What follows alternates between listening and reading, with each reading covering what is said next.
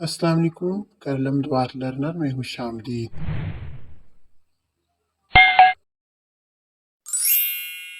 हज़रत मोहम्मद सल्लल्लाहु अलैहि वसल्लम पैगम्बरे इस्लाम हैं। आप सल्लल्लाहु अलैहि वसल्लम यतीमी की हालत में पैदा हुए।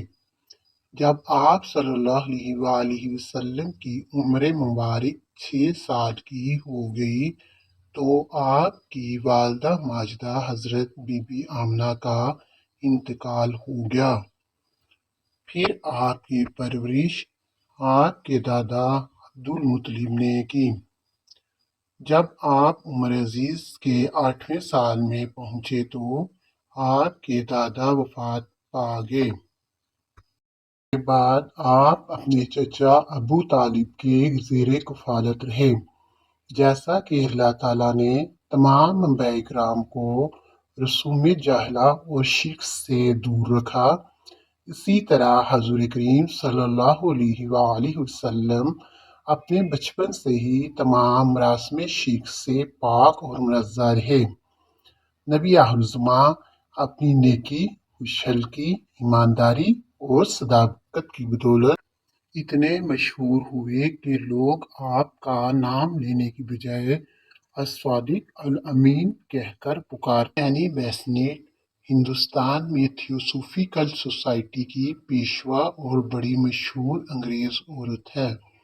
वो लिखती है, पैगम्बर आज़म सल्लल्लाहु अलैहि वसल्लम की जिस बात ने मेरे दिल में उनकी अज़मत और बुजुर्गी कायम की है, वो उनकी वो सिफत है जिसने उनके हमवतनों से अल अमीन यानी बड़ा दयानतदार का खिताब दिलवाया। कोई सिफत इससे बढ़कर नहीं हो सकती और कोई बात इससे ज्यादा मुस्लिम और गैर मुस्लिम दोनों के लिए काबिल इत्तबा नहीं। एक ज़ात जो मुजस्सम सिद्दीक़ हो, उसके अशरफ होने में क्या शक हो सकता है। ऐसा ही शख्स इस काबिल है कि पैगाम हक का हामिल हो। बहवाला सीरतुल मुस्तफ़ा मौलाना मोहम्मद अदरीस कांदलवी और रहीक मखतूम मौलाना सफ़ीउर रहमान मुबारकपुरी। हमारे प्यारे नबी सल्लल्लाहु अलैहि वसल्लम के हयात मुबारका ऐसी है कि 1400 साल गुजरने के बावजूद गैर मुस्लिम भी आपके अखलाक, किरदार और तमाम हयात मुबारका की गवाही देते हैं।